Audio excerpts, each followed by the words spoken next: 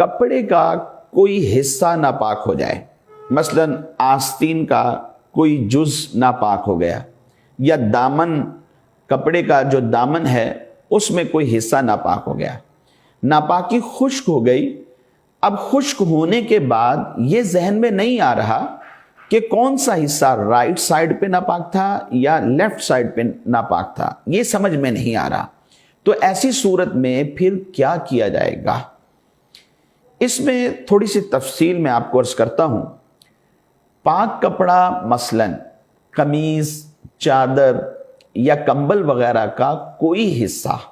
مثلا آستین کا کوئی ایک جز ناپاک ہو گیا اور کپڑا خشک ہونے یا نشان مٹ جانے کی وجہ سے اب یہ معلوم نہیں ہو رہا کہ کون سا حصہ پاک اور کون سا ناپاک ہے، اس میں بہتر تو یہ ہے کہ اس پورے ہی حصے کو پاک کر لیا جائے۔ جیسے آستین کا ایک حصہ ناپاک تھا، یہ نہیں یاد آ رہا کہ کون سا ہے، تو پوری ہی آستین کو پاک کر لیں۔ یا کپڑے میں یہ نہیں سمجھ آ رہا کہ ناپاکی کہاں لگی تھی، لیکن یہ پتا ہے کہ لگی تھی، تو پورا ہی کپڑا دھو کر اسے پاک کر لیا جائے۔ ایک تو یہ طریقہ ہے۔ دوسرا طریقہ یہ ہے کہ کپڑے کے ناپاک حصے کے بارے میں کچھ غور و فکر کریں، یاد کرنے کی کوشش کریں کہ کون سا جز یا کون سا حصہ ناپاک ہوا تھا۔ غور و فکر کرنے سے ظن غالب جس حصے کے بارے میں ہو جائے اس حصے کو پکڑ کر پاک کر لیا جائے، اور پھر اس میں نماز پڑھنی ہے تو نماز پڑھ لیں۔ اگر ایک یا چند نمازیں پڑھنے کے بعد یاد آ گیا کہ میں نے تو اس طرف سے دھویا ہے جبکہ ناپاک یہاں سے تھا، تو ایسی صورت کے اندر اب اسے پاک کر لیا جائے اور غور و فکر کر کے جو نمازیں پڑھی تھی وہ نمازیں ہو جائیں گی۔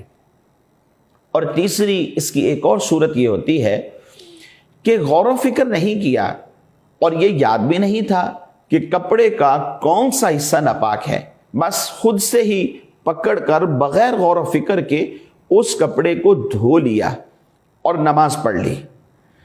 اور بعد میں پتہ چلا کہ جس طرف سے دھویا ہے وہاں سے ناپاک نہیں تھا، دوسری طرف سے ناپاک تھا، تو چونکہ یہ غور و فکر کے بغیر دھویا تھا تو اب اس کو پاک کر لے، اور جو نمازیں اس کے اندر پڑھی ہیں ان نمازوں کا اعادہ بھی کرنا لازم ہوگا۔ فرق آخری دو صورتوں میں صرف یہ ہوا کہ دوسری صورت کے اندر غور و فکر کے بعد نمازیں پڑھی تھی تو نماز کا اعادہ لازم نہیں، اور تیسری صورت کے اندر غور و فکر نہیں کیا تھا اور دھو کر نماز پڑھ لی،